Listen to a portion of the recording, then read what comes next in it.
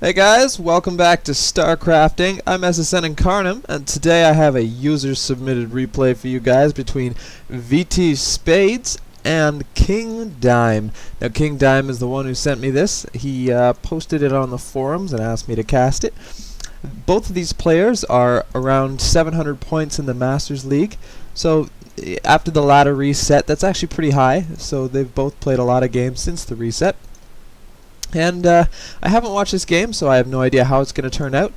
I'm hoping it's a good, fast-paced game, but, we'll see.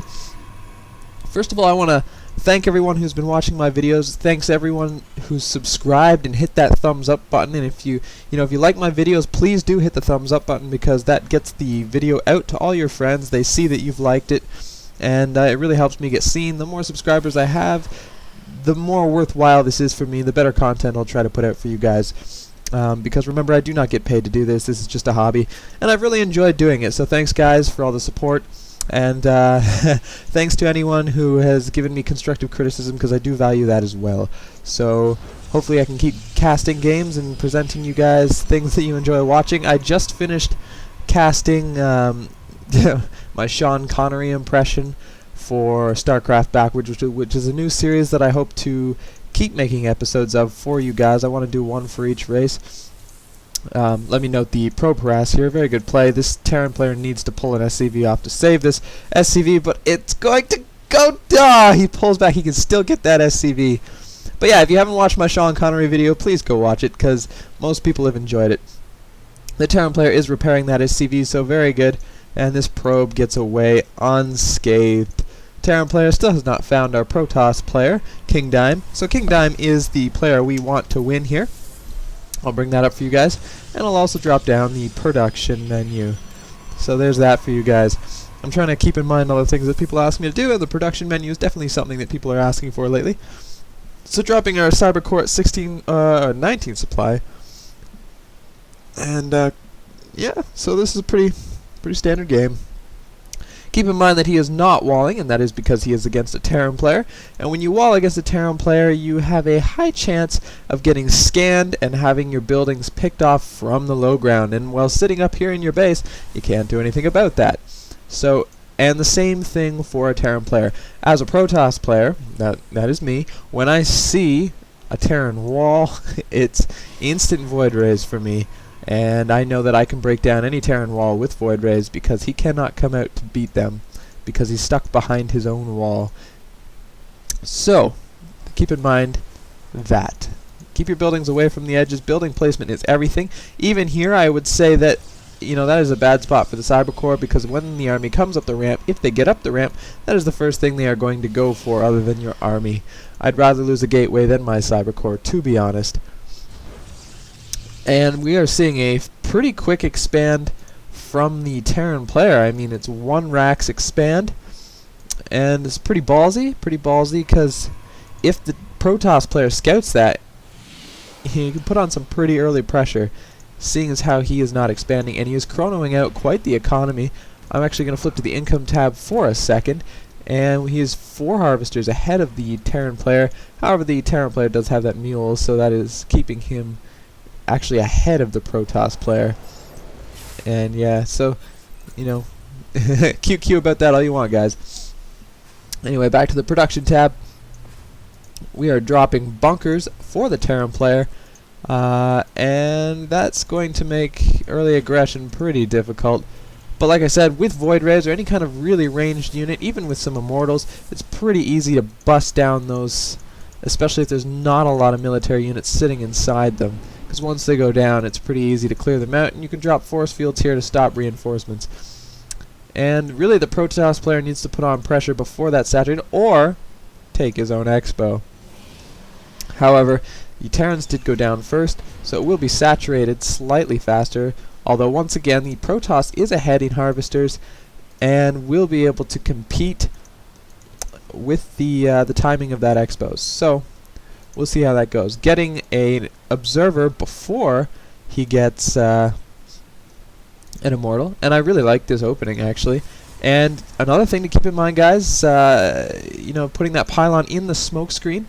I watched a game where I actually casted a game where one cruncher lost to Spanishiwa because he did not have a building in that smoke screen, and a Nidus Worm popped up here.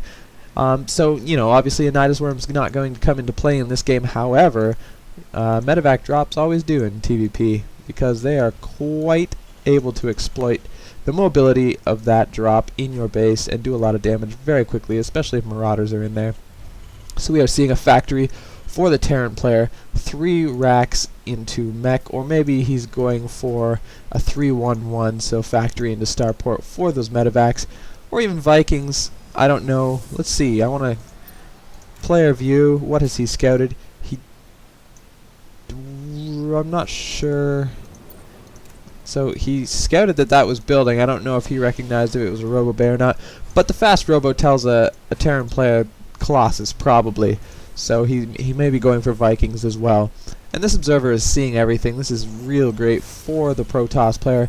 I don't know if the Terran player has noticed it yet, but he is getting that engineering bay, and will be able to drop turrets if he feels necessary. But he's going for weapons 1 first, and that's good. Definitely against this army comp here. Unless the Protoss player gets some armor 1, that weapons 1 is really going to rip up the Zealots for Kingdime. So I'd definitely be interested to see how Kingdime plays this. Going very heavy on the gateway units for now. Not getting any kind of tech unit. Opting for the Twilight Council. Probably going to go for Zealot Charge first. And the Terran player is now supply blocked, which is awesome. And the Protoss player has actually been doing a great job of staying ahead of his supply. Are any supply depots? Okay, so there are supply depots going down for the Terran player. He knows what he's done. Choosing not to use a depot drop, keeping his energy strictly for mules. Which, keep in mind, guys, DTs are a very viable opening and very viable in the mid game because, you know, yes, the Terran player does have scan to reveal that, but think about it, most of the time, like, a good Terran player is going to be using all his energy. There's no energy on either of these command centers, and you know, scan is not an option for him, and those DTs could do a lot of damage.